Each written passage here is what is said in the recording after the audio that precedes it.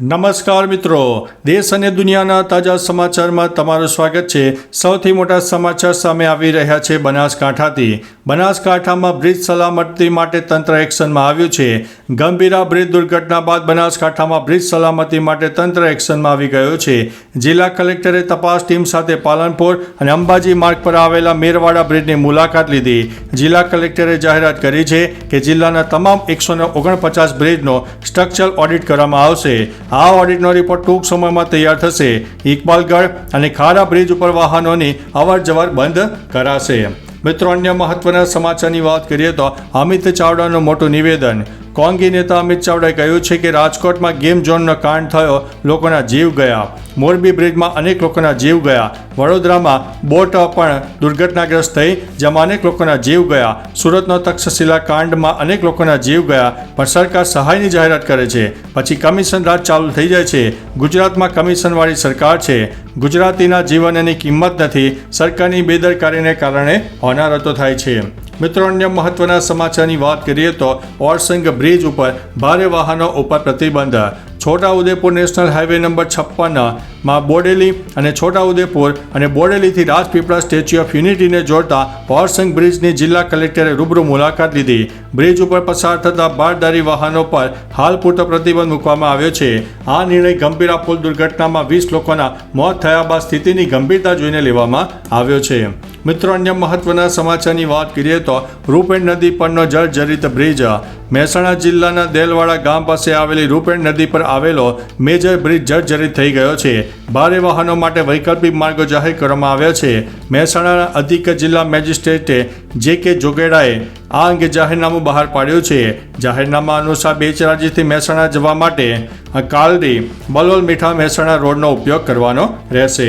મિત્રો, અન્ય મહત્વના સમાચારની વાત કરીએ તો ગંભીરા બ્રિજ દુર્ઘટનામાં અત્યાર સુધીમાં મોતનો આંકડો 21 પહોંચ્યો છે। ગંભીરા બ્રિજ દુર્ઘટનામાં હવે જે સમાચાર આવ્યા છે તે અનુસાર મૃતકોની સંખ્યા 21 થઈ ગઈ છે। અત્યાર સુધીમાં 20 લોકોને બહાર કાઢવામાં આવ્યા હતા અને એકની શોધ ચાલુ હતી। આરોગ્ય મંત્રી ઋષિકેશ પટેલ આ ઘટનાના પીડિતોને મળ્યા હતા। જો કે તેઓ પીડિત સોનલબેનને ન મળ્યા તો ગ્રામજનોમાં આક્રોશ ફેલાયો છે। ઘટના સ્થળે રેસ્ક્યુ ઓપરેશન પૂરું થઈ ચૂક્યું છે અને આજથી રેસ્ક્યુ ઓપરેશનમાં હજુ પણ કંઈક નવીનતા આવી શકે તેવી સંભાવના છે। મિત્રો, અન્ય મહત્વના સમાચારની વાત કરીએ તો દિલ્હી એનસીઆરમાં ભૂકંપના આંચકા। દિલ્હી એનસીઆરની ધરતીને ભૂકંપના આંચકાએ હચમચાવી નાખી છે। ભૂકંપના આંચકા દિલ્હી, ગુડગાંવ, નોઈડા અને હરિયાણામાં અનુભવાયા છે। ભૂકંપની તીવ્રતા રિક્ટર સ્કેલ ઉપર 3.7ની માપવામાં આવી હતી। રાષ્ટ્રીય ભૂકંપ વિજ્ઞાન કેન્દ્ર અનુસાર ભૂકંપનું કેન્દ્ર હરિયાણાના ગજ્જરમાંથી જમીનમાંથી 10 કિલોમીટરની ઊંડાઈએ નોંધાયું છે। જોકે ભૂકંપની તીવ્રતા ઓછી હોવાને કારણે જાનમાલને નુકસાનીના સમાચાર નથી મળ્યા। મિત્રો, અન્ય મહત્વના સમાચારની વાત કરીએ તો ઢાઢર બ્રિજ પર ભારે વાહનોની અવરજવર બંધ। જંબુસર અને આમોદ વચ્ચે આવેલ ઢાઢર નદી પરના બ્રિજ પરથી ભારે વાહનોની અવરજવર બંધ કરી દેવામાં આવી છે। જંબુસર આમોદ વચ્ચે માત્ર હલકા વાહનોને મંજૂરી આપવામાં આવી છે। ગંભીરા બ્રિજ દુર્ઘટના બાદ કલેક્ટરે ઢાઢર બ્રિજની સ્થિતિનું નિરીક્ષણ કર્યું હતું। કલેક્ટરે તંત્રના અધિકારીઓ સાથે બ્રિજની માળખાકીય સ્થિતિની વિગતવાર માહિતી પણ મેળવી હતી। મિત્રો, અન્ય મહત્વના સમાચારની વાત કરીએ તો અમદાવાદમાં મેઘરાજાની ધબધબાટી। અમદાવાદમાં 3 દિવસના વિરામ બાદ ફરીથી મેઘરાજાએ ધબધબાટી બોલાવી હતી। સાંજના સમયથી અમદાવાદ શહેરમાં પશ્ચિમ વિસ્તારમાં ધોધમાર વરસાદ પડ્યો। ઘણા વિસ્તારોમાં હજુ પણ વરસાદ જોવા મળ્યો। જોધપુર, ગુજરાત યુનિવર્સિટી, વિજય 4 રસ્તા, ગુલબાઈ ટેકરા અને પાંજરાપોળ વિસ્તારમાં વરસાદ પડી ગયો હતો। મિત્રો, અન્ય મહત્વના સમાચારની વાત કરીએ તો આગામી 7 દિવસ માટે ભારે વરસાદની આગાહી વ્યક્ત કરવામાં આવી છે। છેલ્લા 2 દિવસથી રાજ્યમાં મેઘરાજા વિરામ લીધો હતો। હાલ રાજ્યમાં છૂટાછવાયા સ્થળે હળવોથી મધ્યમ વરસાદ થઈ રહ્યો છે। રાજ્યમાં મોટાભાગના જિલ્લામાં સામાન્ય વરસાદ રહેશે। હવામાન વિભાગની માહિતી અનુસાર 12 થી 17 જુલાઈ સુધીમાં બનાસકાંઠા, સાબરકાંઠા, નવસારી અને વલસાડ સહિત જિલ્લામાં છૂટાછવાયા સ્થળે ભારે વરસાદ થઈ શકે છે। મિત્રો, અન્ય મહત્વના સમાચારની વાત કરીએ તો હવે કેન્દ્રીય મંત્રીને મળી છે જાનથી મારી નાખવાની ધમકી। કેન્દ્રીય મંત્રી ચિરાગ પાસવાનને જાનથી મારી નાખવાની ધમકી મળી છે।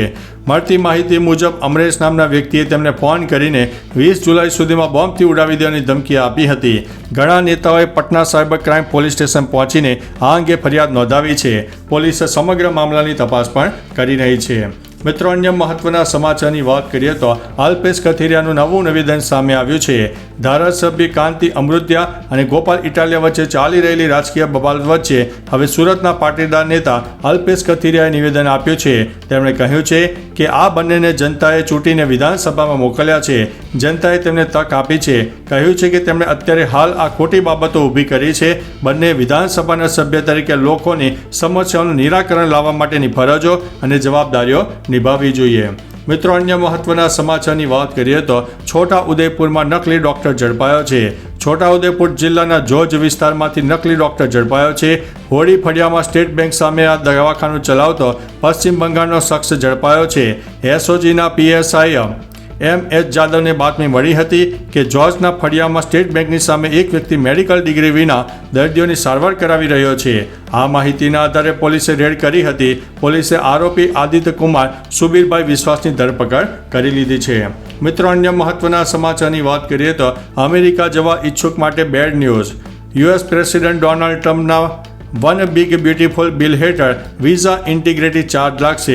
વિઝા ઇન્ટિગ્રિટી ચાર્જ હેઠળ વિઝા આપતી વખતે વધારાના $250 એટલે કે લગભગ 21,400 રૂપિયા વસૂલાશે. હાલમાં વિઝા ચાર્જ લગભગ 16,000 રૂપિયા છે, જ્યારે વિઝા ઇન્ટિગ્રિટી અને અન્ય ચાર્જને જોડીને આ ચાર્જ વધીને 40,000 રૂપિયાથી વધુ થઈ શકે છે. આ રીતે ટુરિસ્ટ, બિઝનેસ, વિદ્યાર્થી અને વર્ક વિઝાના ચાર્જમાં 2 ગણો વધારો પણ થઈ ચૂક્યો છે. મિત્રો, અન્ય મહત્વના સમાચારની વાત કરીએ તો પાકિસ્તાનમાં બસ ઉપર મોટો હુમલો થયો. પાકિસ્તાનમાં બસ ઉપર મોટો હુમલો થયાની ઘટના સામે આવી છે. સામે આવેલી માહિતી અનુસાર બલુચિસ્તાનમાં હુમલાખોરોએ 9 લોકોની ઓળખ પૂછ્યા બાદ તેમને ગોળી મારીને હત્યા કરી. હુમલામાં માર્યા ગયેલા તમામ મુસાફરો પાકિસ્તાનના પંજાબના હતા. આ મુસાફરો ક્વેટાથી લાહોર જઈ રહ્યા હતા, પરંતુ બલુચિસ્તાનના જોબ વિસ્તારમાં બંદૂકધારીઓએ બસ ઉપર હુમલો કરી દીધો હતો. મિત્રો, અન્ય મહત્વના સમાચારની વાત કરીએ તો ગઢડામાં 5 ગામોને જોડતો માર્ગ બંધ થયો છે. ગઢડા તાલુકાના પીપળિયા ગામમાં ભારે વરસાદ બાદ ગંભીર પરિસ્થિતિ સર્જાઈ છે. ગામના તળાવમાં વરસાદી પાણી ભરાઈ જવાથી મુખ્ય રસ્તો સંપૂર્ણપણે બંધ થઈ ગયો છે. આ રસ્તો પીપળિયા ગામને હામાપર, ઇંગોરાડા, જનડા અને રાજપરા સહિત 5 ગામોને જોડે છે. રસ્તો બંધ થવાથી સ્થાનિકોને 15 થી 20 કિલોમીટર વધારાનો ફેરો કરવો પડે છે. પીપળિયા ગામના 60 થી 70 ખેડૂતોની 3000 વીઘા જમીન આ વિસ્તારમાં આવેલી છે. તો ચાલો મિત્રો, ફરીથી દેશ અને દુનિયાના સુપરફાસ્ટ સમાચાર લઈને મળતા રહીશો. ત્યાં સુધી અમને રજા આપશો. નમસ્તે.